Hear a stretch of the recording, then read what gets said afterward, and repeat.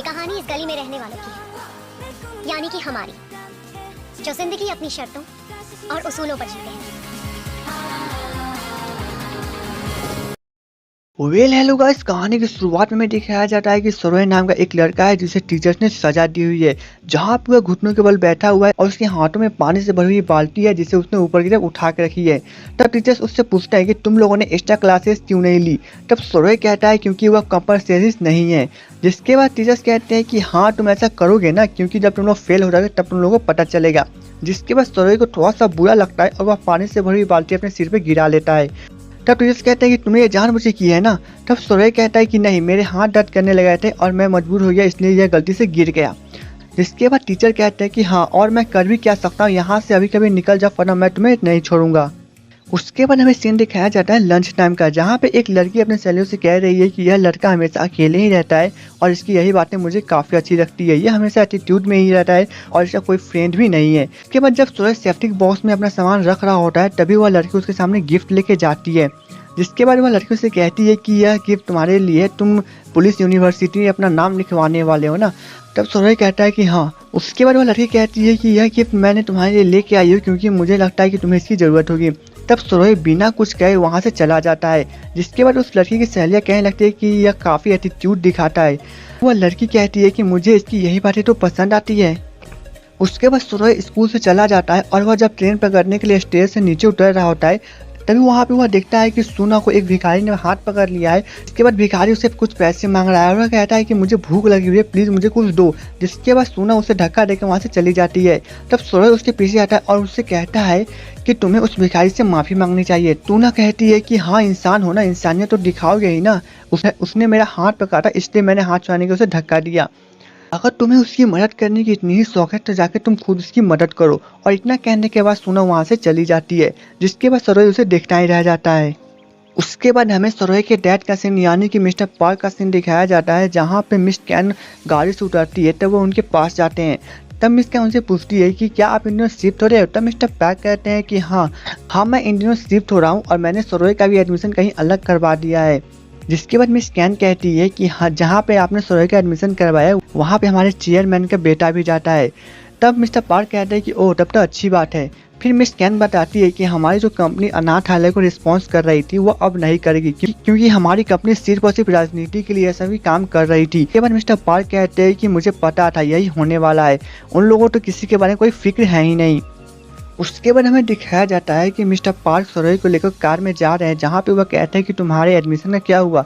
तब पार्क कहता है कि मुझे नहीं लगता कि मैं इस साल पास हो पाऊंगा क्योंकि मेरे पैरों में थोड़ा चोट लगी हुई थी।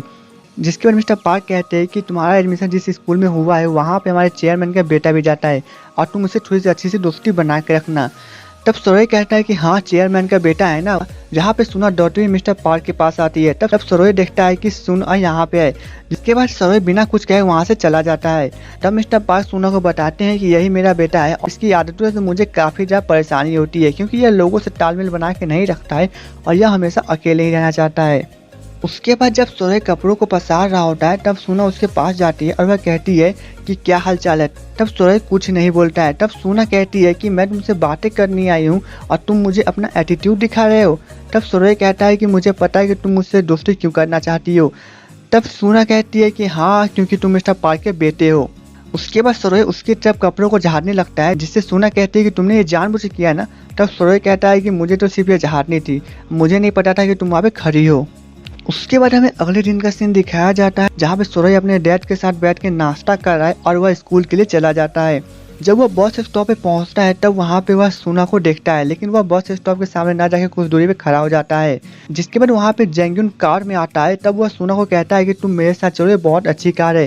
जिसके बाद सोना कहती है कि नहीं, मुझे अकेले ही जाना पसंद है, इसलिए मैं बस में चली आऊँगी। इसके बाद जेंग्यून बिना कुछ कहे वहाँ से चला जाता है। इसके बाद जब बस आती है तब सोना उसके अंदर चली जाती है और फिर बस के चले जाने के बाद सूरज बस स्टॉप के सामने आके खड़ा हो जाता है। उसके बाद हमें स्कूल का सीन दिखाया जाता है, जहाँ पे सूरज पहली बार स्कूल में पहुँचा है। तब उसका टीचर्स उसका इंट्रोडक्शन देने के लिए कहते हैं। तब सूरज कहता है कि मेरा नाम सूरज है और मैं यहाँ पे पहली बार आया हूँ और मैं चाहता हूँ कि आप लोग मुझे अकेले ही जहाँ तक रहने दें और मैं आप लोगों के साथ काफ़ी अच्छे से तालमेल बना के रखूँगा। उसके बाद टीचर कहते हैं कि वहाँ जाके सोना के बगल में बैठ जाओ क्योंकि यहाँ पे और कोई बेंच खाली नहीं है। जिसके बाद सूरज उसके बगल में जाके बैठ जाता है। लंच का वक्त होता है तभी वहाँ पे जैंग यून हो जिन को पीते हुए क्लास में लेके आता है और वह उसके शरीर पर उस मिल्क के पैकेट को गिराने लगता है और वह कहता है कि मैंने तुम्हें सुपरमार्केट से इससे भी महंगी सामान लाने के लिए कहा था, लेकिन तुम काफ़ी सस्ता लेके चले आए। जिसके बाद जैंगी उस लड़के के केस को पकड़ लेता है और वह उसे धमकाने लगता है। तब सरोए से यह सभी बर्दाश्त नहीं होता है।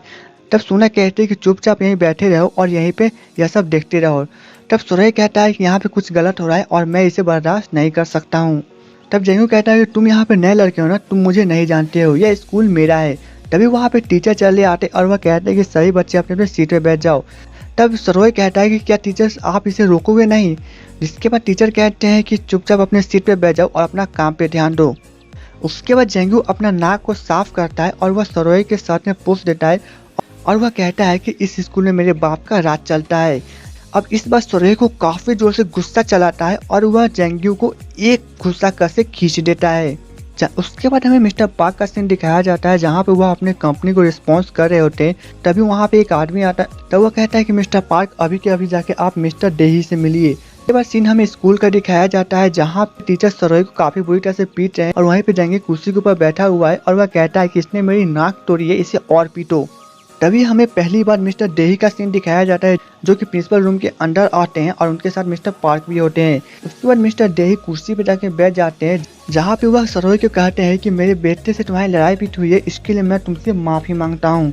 तब सरोए कुछ बिना कुछ कहे वहाँ पे अपना सिर नीचे हुए घुमा के खड़ा रहता है। तब जैंगू कहता है कि डैडी इसमें मेरी कोई गलती नहीं, इसमें जो गलती इसी की है। तब मिस्टर डेही कहते हैं कि तुम चुपचाप रहो, जब दो बड़े बातें कर रहे हो तो बीच में नहीं बोलते हैं। उसके बाद मिस्टर डेही कहते हैं कि देखो तुम्हारी जो कुछ भी झगड़ा हुआ है वो उससे मुझे कोई लेना देना नहीं है।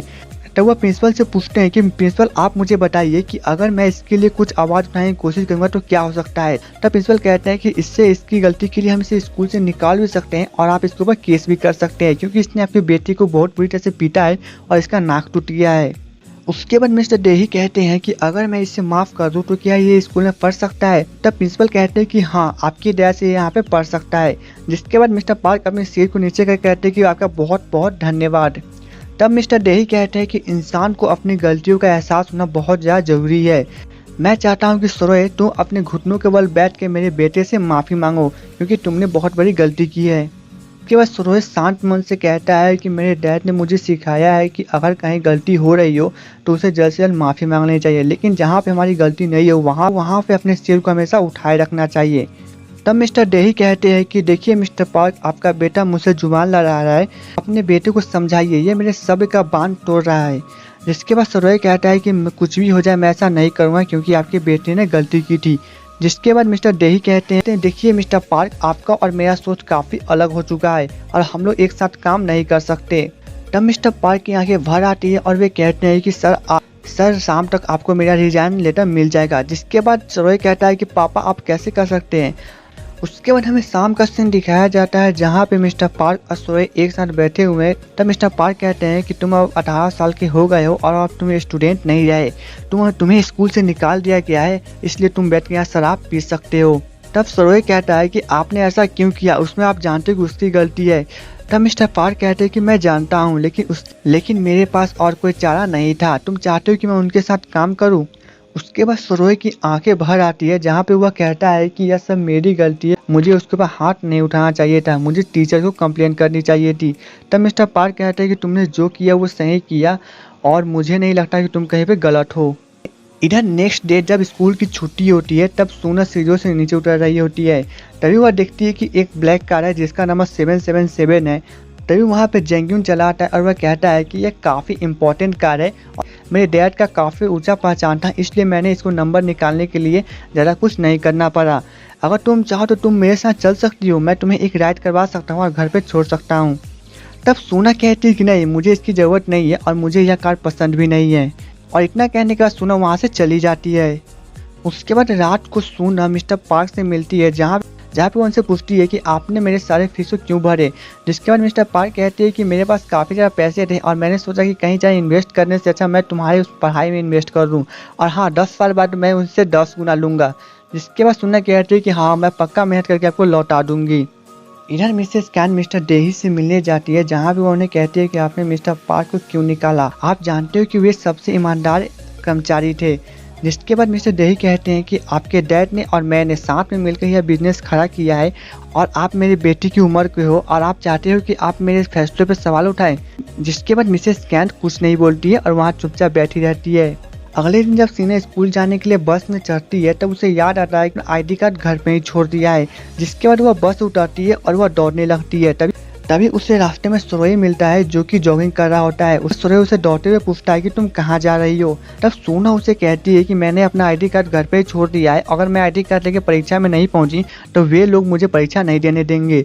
जिसके बाद सुरई उसे कहता है कि यहाँ से तुम्हें घर पे पहुँचने में 20 मिनट लगेंगे और परीक्षा के अभी सिर्फ और सिर्फ 40 मिनट बचे हुए हैं और मुझे नहीं लगता कि तुम इतने देर में परीक्षा में भी पहुंच पाओगी। के बाद सीना कहती है कि नहीं, मुझे तो यह करना ही पड़ेगा ना।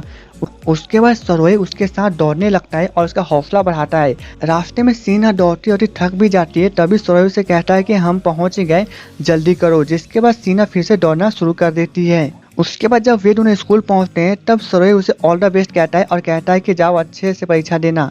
जब सीना इंटरव्यू यानी परीक्षा देने के बाद बाहर निकलती है तब वह देखती है कि सरोए वहीं पे खड़ा है। जिसके बाद वह धीरे धीरे सरोए के पास जाती है और वह पूछती है कि तुम अब तक यहाँ क्या कर रहे हो, मेरा इंतजार कर रहे थे। सरोए थोड़ा देर सोचता है और वह कहता है कि कैसा गया तुम्हारा इंटरव्यू। तब सीना कहती है कि अच्छा गया। जिसके बाद हमें दिखाया जाता है कि वे दोनों एक तालाब के किनारे बैठे हुए हैं जहाँ पे सीना उससे पूछती है कि तुम यहाँ पे मुझे क्यों लेके आए हो। तब सरोए अपने सिर के बालों को थोड़ा सा नीचे करने लगता है और वह कहता है कि मैं तो यहाँ सिर्फ तुमसे बातें करना था, इसलिए मैं यहाँ पे लेके चला आया। जिसके बाद सीना कहती है कि तुम मुझसे दोस्ती क्यों करना चाहते हो, तुम तो कहते थे कि मैं बहुत बुरी हूँ। तब सरोए कहता है कि नहीं, मुझे नहीं लगता कि तुम बुरी हो, क्योंकि तुम मुझे थोड़ी सी कहीं ना कहीं अच्छी लगती हो। जिसके बाद सीना वहाँ से जाने लगती है। तब सरोए उसे रोकता है, कहता है कि क्या तुम मुझे अपना नंबर दे सकती हो। जिसके बाद सोना कहती है कि क्यों। तब सरोए कहता है कि नहीं, ऐसा ही, मुझे लगा कि तुम मुझसे दोस्ती करना चाहती हो, इसलिए मैं तुमसे नंबर मांगा। जिसके बाद सीना उसे अपना नंबर दे देती है और वह कहती है कि नंबर मैंने तुम्हें तो दे दिया, लेकिन तुम इस पर ज़्यादा कॉल मत करना और हाँ, मेरे किसी वीडियो पे लाइक भी मत करना, साथ ही कमेंट करना तो भूल ही जाओ। जिसके बाद सरोए कहता है कि तुम सच में पागल हो। तब सीना कहती है कि मैं तुम्हें नंबर ही क्यों दिया, लाओ वापस मेरा नंबर करो। तब सरोए कहता है कि नहीं रहने दो, मैं तो तुमसे मजाक कर रहा था। और उतना कहने के बाद वो वहाँ से चला जाता है। इधर हमें सीन दिखाया जाता है कि सरोए अपने डैड के साथ यानी मिस्टर पार्क के साथ काफ़ी अच्छी तरह से मेहनत कर रहा है और वो वहाँ पे काफ़ी अच्छी तरह से एक पब खोलने की तैयारी कर रहा है। फिर रात को वो अपने डैड के साथ डिनर करते हैं जहाँ पे वे सभी काफ़ी खुश होते हैं। उसमें सरोए और वहाँ पे सोना भी होती है। हमें सीन दिखाया जाता है कि सरोए एक जगह बैठ के अपने डैड का इंतजार कर रहा है और वो अपने डैड को कॉल करता है जहाँ पे डैड उसके कॉल नहीं उठाते क्योंकि उनके डैड मोटरसाइकिल पे जा रहे हैं और वह किसी और से बात कर रहे हैं। जिसके बाद अचानक से उनके सामने से एक गाड़ी चली आती है और उनके एक्सीडेंट हो जाता है, जहाँ पे हमें दिखाया जाता है कि वह पूरी तरह से गिरते हुए एक जंगलों के बीचों बीच जाके नीचे गिरे हुए हैं।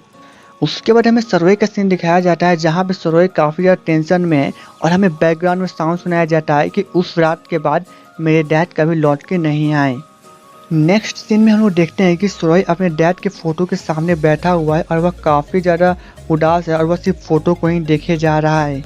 तभी वहाँ पे सीना उसके पास आती है और वह वहाँ पे बैठ जाती है और वह उससे कहती है कि यहाँ पे पुलिस आई है तुम्हारे डैड के एक्सीडेंट की तहकीकात करने के लिए और प्लीज़ तुम उनसे जाके बात कर लो।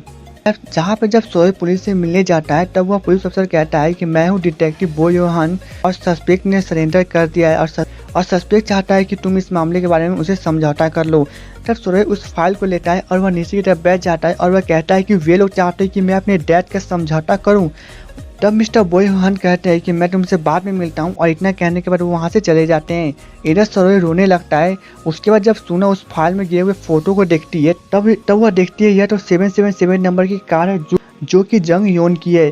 जिसके बाद सरोए यह सुन लेता है और वह कहता है कि यह किसकी कार तुमने कहा। तब सोना कहती है कि मैंने कहा कि यह जंग योन की कार है। उसके बाद सरोए अपना आपा खोल लेता है और वह वहाँ से जाने लगता है। जिसके बाद सोना उसके पीछे जाते हुए कहती है कि हमें सबसे पहले पुलिस को कॉल करनी चाहिए। तब सरोए बिना कुछ कहे वहाँ से चला जाता है। तो उसके बाद हमें हॉस्पिटल का सीन दिखाया जाता है जहाँ पे सरोए बारिशों में भीगते हुए जैंग्यून के पास जा रहा है और वह उसके पास धीरे धीरे जब आगे बढ़ता है तब जैंग्यून उसे देख के कहता है कि मैंने पुलिस के सामने सरेंडर कर दिया है और मैंने सब कुछ पुलिस को कह दिया है। उसके बाद जब वह वहाँ से भागने लगता है तब वह नीचे गिर जाता है। जिसके बाद सरोय उसकी तरफ आगे बढ़ता है और यह ड्रामा वहीं पे खत्म हो जाता है। तो दोस्तों एपिसोड 1 की स्टोरी कंप्लीट हो चुकी है और एपिसोड 2 की स्टोरी को जानने के लिए आप हमारे वीडियो को लाइक और चैनल को सब्सक्राइब कर दीजिए। तो चलिए दोस्तों मिलेंगे नेक्स्ट वीडियो में, तब तक के लिए goodbye and take care.